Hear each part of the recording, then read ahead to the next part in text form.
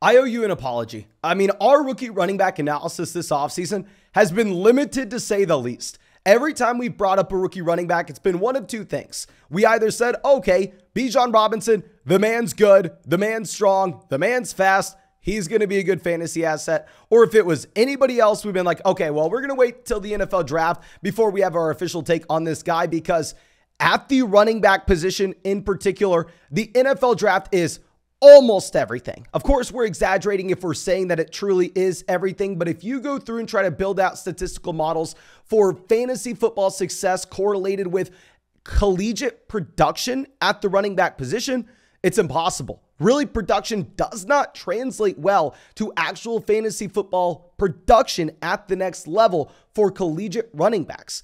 But if we make a model based on their testing numbers combined with the size of the running back, their receiving usage in college, and their NFL draft capital, we are able to be very predictive, better than the market average in terms of finding what running backs will bust and what running backs have a shot to skyrocket in dynasty value going into year two.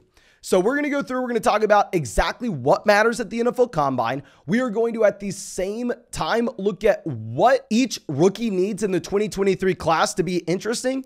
But before we get into it, make sure you're dropping a like on this video. Subscribe if you play Dynasty, and if you want to connect with a ton of people having a lot of fun talking Dynasty, getting Dynasty trade questions answered, you can find the link to our Discord chat in the comment section in the description. I think we have like 10,000 people, something ridiculous in our Discord chat. It's completely free. Find the link there. But let's go through and let's talk about, in my mind, one of the more obvious things that matter at the running back position, and that's going to be the size of a running back. I mean, it makes so much sense. I don't think I really need to sell you on this, that a running back that has the frame to handle a 3-down workload is going to be a more valuable asset in fantasy than a running back that may not have the ability to see 15 plus touches in any given game.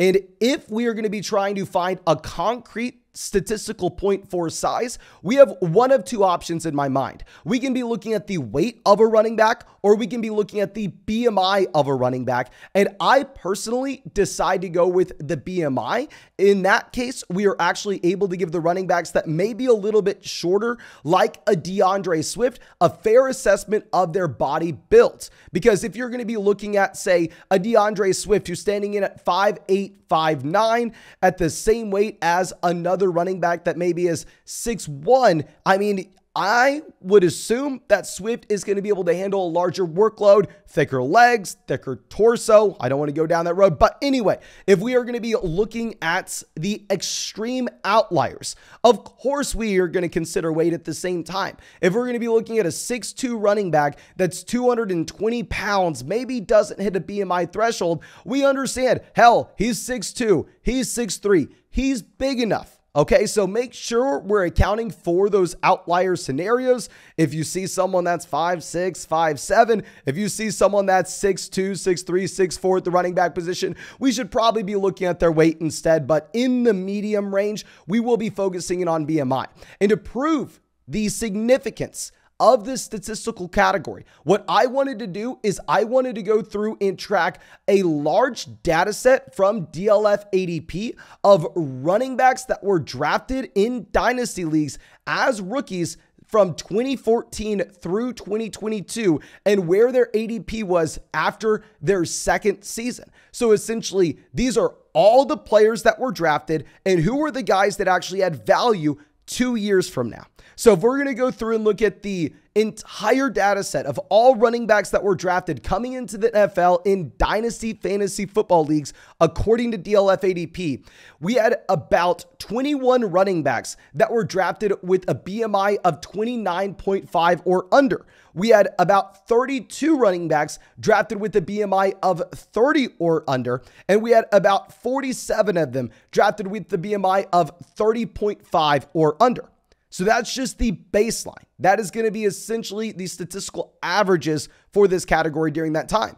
But where were the running backs that found success? If we're going to be looking at this, while 23% of the guys that were just drafted in general had a BMI of 29.5 or under, only 6 out of 36 of them fell into this category of being a top 100 pick after their second season. So 15 out of the 21 were wiped away, no value whatsoever.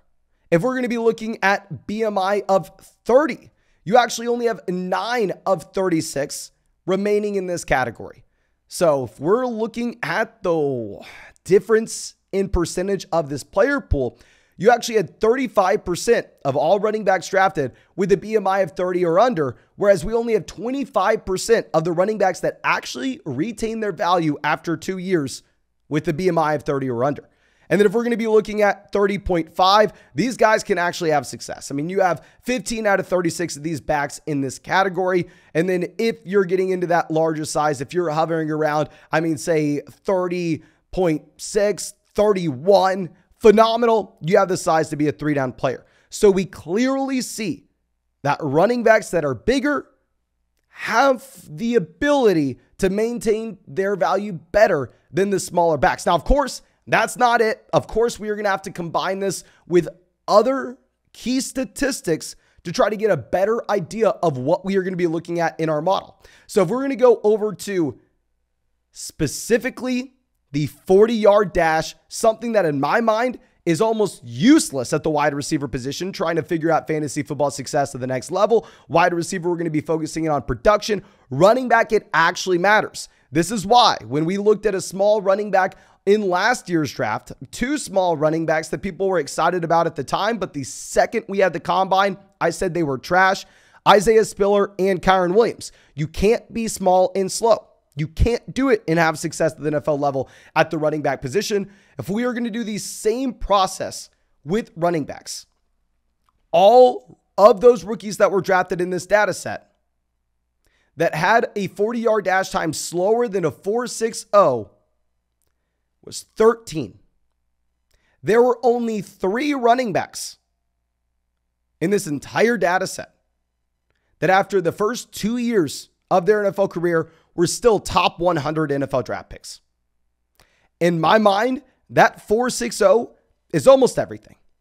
If you don't run a 4.60, I am going to be severely knocking you, and I'm going to be moving you down dramatically. 4.50, it looks a little bit better. You actually had 52 running backs in this entire data set run slower than a 4.50 coming into the NFL draft, and you still had 19 of them with remained value after the first 2 years. So we need to just be also looking at the guys that were able to overcome a 40-yard dash time that was slower than a 4.60. There were 3 players that were able to do this: Carlos Hyde, James Conner, Josh Jacobs. What did all 3 of these running backs have in common? They were all very, very big running backs. So if you are going to be a slow running back, you need to have the size. We don't see any slow running backs with a lack of size finding success. Find one and show it to me over the past 10 years. Maybe you can find one or two names, 1 or 2 over a 10-year time period and point to those extreme outliers, but the majority of the time they will fail. They will. So if we're going to go through and try to figure out what each rookie needs in this draft class, I want to just go kind of top to bottom with general rankings. I'm very interested to see what these guys are going to have. Obviously, there are going to be other things that go into our model. We're going to need to be looking at the target share for these running backs in college. How effectively can they catch the ball and play on third down? And also the NFL draft capital that they get coming into the league, telling us both what NFL talent evaluators think of them and also the projected opportunity at the next level. Obviously, a running back drafted in round 1 will be significantly more likely to have a safe job and to see guaranteed volume than a running back drafted in round 4. So those will be the other 2 main categories, but we can get to those in another video. So let's go through and let's look at some of these rookies. Now with these rookies, the size measurables that we are going to have, their estimates. This is what the school reported. Breaking news for everybody here. The school lies 9 times out of 10. I think the process for a lot of these schools is, okay, yeah, he actually is 6 foot, 1 190, but let's make him sound a little bit better. Let's make him 6'1", 200. I mean, the schools have no incentive to give us the right information. We will get this correct information at the NFL Combine. Bijan Robinson, pretty much we need to see nothing. I mean, even if you were not to run the NFL Combine, I mean, even if you were not to give us any data points with the 40-yard dash, with any shuttle information, or you wouldn't even give us his size, I'm cool. I'm chilling. I'll be fine taking him at number 1. Does not matter for me. I think we've seen enough. I think we know he's athletic enough. He's going to be great. Jahmyr Gibbs will be a little interesting. So Jahmyr Gibbs, the main knock on him is he does look like he is very slight. It looks like Gibbs may not necessarily be the same player that you were going to be getting with an Alvin Kamara, Aaron Jones, DeAndre Swift in terms of his frame. Instead, he may be a little bit closer to only being a 3-down running back and not being able to get the role inside the red zone. I mean, even if we go back to what he did in college, in Georgia Tech, really not used inside the 5-yard line. At Alabama, not used really at all inside the 5-yard line. Now, of course, he's still scoring touchdowns because he's a phenomenal player. He's very dynamic. He can catch the ball. But in terms of trying to find the prototype of player that's going to be able to get used at the goal line and in the receiving game, what we're going to need to see from Jahmyr Gibbs is him to come in here and have a respectable BMI. Right now, if he truly is 5'11", 200 pounds, that would put him at 27.9. That would make him the same almost as James Cook. Nobody's taking James Cook at pick 2, at pick 3, at pick 4 of a Dynasty rookie draft, okay? We need to see him be a little bit bigger, but if y'all remember 2 off seasons ago, we've heard this before with another running back that was at the very top of the draft. People thought that Travis Etienne was going to be way too small. Etienne came in, stood at 5'10", 215, BMI of almost 31, and Etienne had the size that we are looking for. So if Jahmyr Gibbs surprises like Travis Etienne, that will be a massive boost to this running back class. Zach Charbonnet, we know he has the size. Also, what's really nice with Zach Charbonnet is we know he has the passing down ability. I mean, if we're going back and looking at what he had his final season at UCLA, the man had a college target share at about 14-15%. It was phenomenal.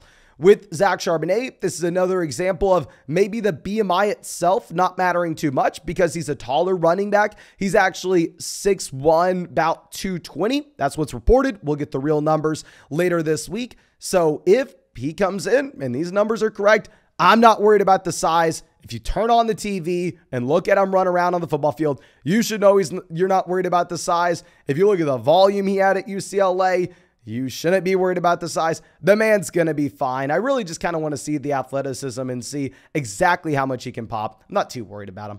Now, Zach Evans is kind of a black box player for me. I mean, if you're going to be looking at the workload that he had in school, regardless of if that's going to be Ole Miss or TCU, we really don't have much to go off of. He was hyper efficient early on in his collegiate career.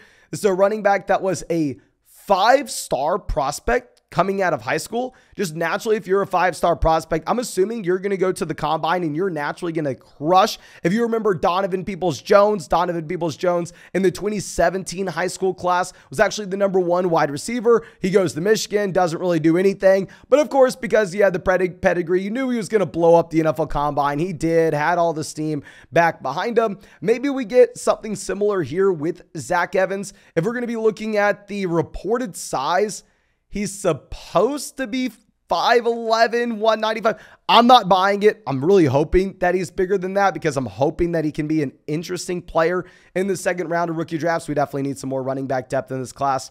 Now, going over to Sean Tucker, we know that Sean Tucker, he's a track star. You're good with him. You're not going to have to worry about his 40-yard dash time. He is not too slow. He's reported at 5'10", 210, which honestly would be completely fine for his size. And honestly, if we were going to be going through and looking at, the volume he commanded, especially as a sophomore, probably don't need to worry about the size. With Sean Tucker as well, the man was a phenomenal pass catcher in college. So almost across the board, he checks every single box. This is also a running back that at the same time declares early. Now, of course, we need to see all this come into fruition at the NFL Combine, not just our projections. But as it stands right now, he should be blazing fast, He's saying he's going to go low 4.3s. He possibly can have the size. We know he has the receiving down skill set. So if he comes in and say he weighs a 220, 215, and he stands 5'10", Sean's going to be a running back that we really like this year. Now, going over to someone that has viral pictures of him going around Twitter because the man's jacked as hell. He's looking like me out there. I mean, you don't have to worry about the size with Kendre Miller, but what we may end up needing to worry about is going to be the speed. It's reported that he's 6 foot, 214. I don't buy it. The man's going to be much bigger than this. But what I am a little concerned with is he was never a phenomenal pass catcher. I mean, his best season was this past year, of course, with TCU. 16 receptions, 14 games played. The target share not really there. What I'm really hoping for, he goes out there and runs a 4.55. Goes out there and runs a 4.5. I don't need him to be extremely fast. I think he's going to have the size. He's a very physical runner. Just don't be way too slow. Tank Bigsby, we just need to see what's going on. Okay, I don't think anybody knows what's going on with Tank Bigsby. It kind of seems like he is the Kyron Williams this year, not necessarily a similar playing style, but more so a player that was super exciting a year ago. I mean, people were excited early on in the process and then just fizzles out into nothing. Now, Devin Achane, we know he's going to be fast as hell. This is going to be a player that could possibly run in the 5.2s, but at the same time, if we are looking at his size, it's reported that he's weighing in at 185, standing into 5'9". Maybe he's a decent real-life player. He's a phenomenal passing down back. But it almost seems like you'd be drafting him to try to get James White, which in my mind, you'd be trying to chase an outlier. I don't know. If he comes in 5'9", say 195, 5'9", 200, I'd be willing to buy it a little bit more. 185 is just extremely light. Roschon Johnson, not going to be an extremely good athlete. Didn't catch the ball a ton at Texas, but obviously played alongside Bijan Robinson. I think the man kind of did the best job that he was able to. I will say he's going to be big, but he's going to be slow. I believe he can catch the ball. If he is big, can catch the ball, and gets respectable NFL draft capital, I'll be able to overlook the one red flag that he has on his profile. But right now, he's probably not going to be a speedster. Of course, this is a player that went to Texas as a quarterback. But I think that's all we have for this preview. I'm very excited to actually get real-life data points for these RBs. Please go down there, drop a like on the video, subscribe to the channel if you play Dynasty. Make sure you're joining our Dynasty Fantasy Football group chat, completely free. You can find that link down in the comment section as well as the description. But thank you again. I appreciate you. Really hope you have a great day, and really hope we get to see you with the video tomorrow.